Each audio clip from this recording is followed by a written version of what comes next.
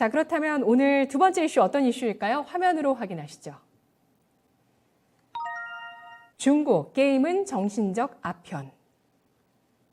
중국 정부가 빅테크에 이어서 사교육과 게임 산업까지 불편한 시각을 드러냈습니다. 좀 의외인 부분들이 많은데요. 이렇게 계속 겨냥하는 산업들을 쭉 보시면은 중국의 경제 성장을 담당할 수 있는 섹터들인데 이걸 이렇게 규제했을 때 중국 차원에서도 얻는 손실이 있을 거거든요. 그런데 이렇게 강한 또 비판적인 시각을 드러내고 있습니다. 알아서 기고 있는 중국 기업들의 움직임도 나오고 있고요. 중국 당국이 보는 또 다른 대의 명분이 있을 수도 있겠죠.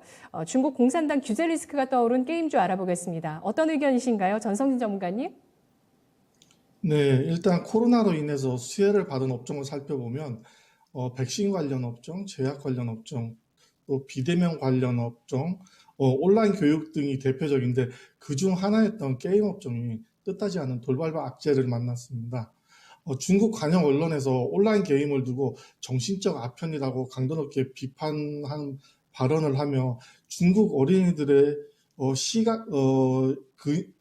중국 어린이들의 절반 이상이 근시이고 온라인 게임이 교육에 막대한 악영향을 미침으로써 당국에 대해서 엄격한 규제를 해달라고 촉구를 했습니다. 이 발언이 보도되자 아시아권에 상장된 대부분의 게임 관련주 주가들이 일제히 급락을 했습니다.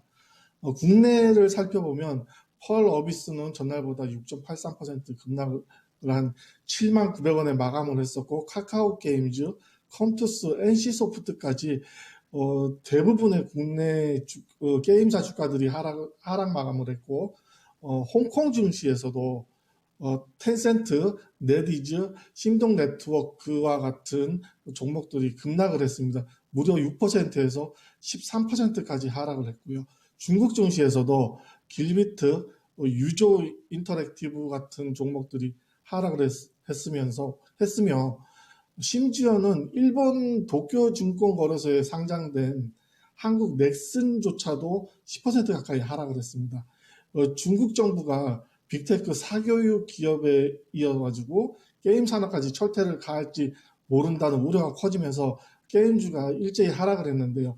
이 강도 높은 비판에 국내 게임주들이 투자 심리가 얼어붙어서 이제 하락을 한 것으로 보이는데 중국 정부의 이런 발언이 민감할 수밖에 없는 것은 세계 최대 게임 시장이기 때문입니다. 비판 강도를 떠나서 지금과 같이 발언 한마디에 관련주들의 변동성이 확대되는 것을 보면 시장이 상당히 체력이 많이 떨어졌다는 것도 확인할 수가 있고요. 또 고평가 논란으로 10일 코스피 시장에 상장되는 크래프톤 청약까지 흥행 참패에 영향을 끼친 것으로도 보입니다. 그런데 이번 달 4일 날 오늘이죠. 오늘 카카오 게임즈가 실적 발표를 하고 6일 웹젠, 11일 NC소프트가 예정되어 있는데 2분기 실적은 무난할 것으로 판단이 되는데 하지만 3분기에는 조금 더 성장할 것으로 기대를 하고 있습니다. 결국 이런 아편 발언은 게임주가 저점 내지 지지 테스트를 할 것으로 보여집니다.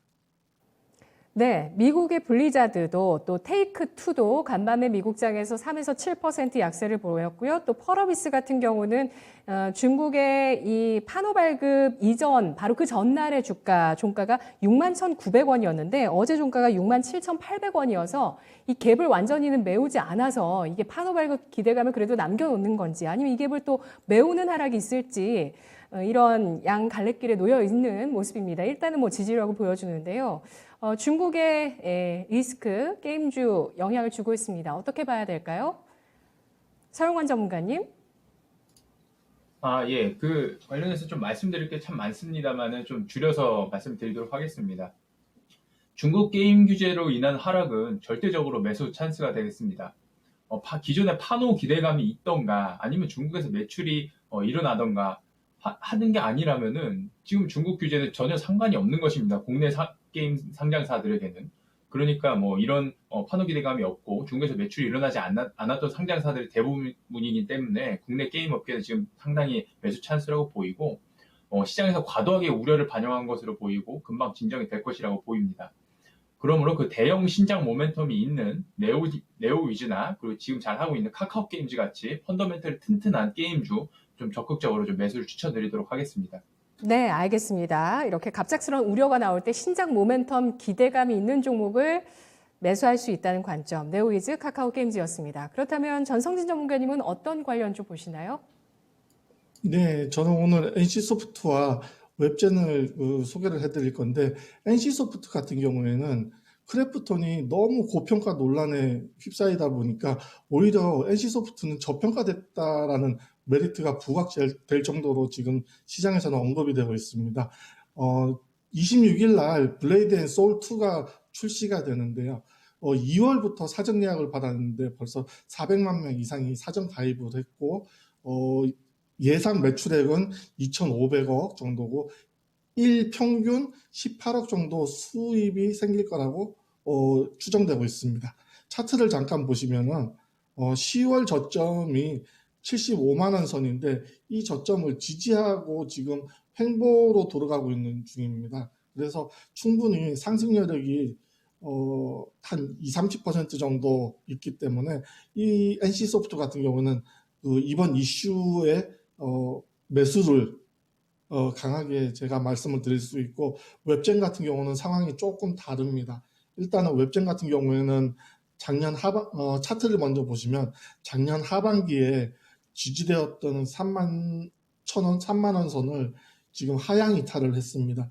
하향 이탈을 하고 있고, 두 번째 문제가 이제 공매도 물량이 많이 늘어나고 있는 추세고, 세 번째가 이제 NC소프트하고 이제 문제가 생긴 건데, NC소프트에서 리니지를 베꼈다 해서 소송을 진행을 했습니다. 그래서 웹젠 같은 경우는 상당히 조금 힘든 그런 여건 속이지만은 그래도 이제 저점을 찾아가는 과정이라고 판단이 돼서 조금 더 기다렸다가 변곡점이 나오면은 그때 매수를 하시기를 바랍니다.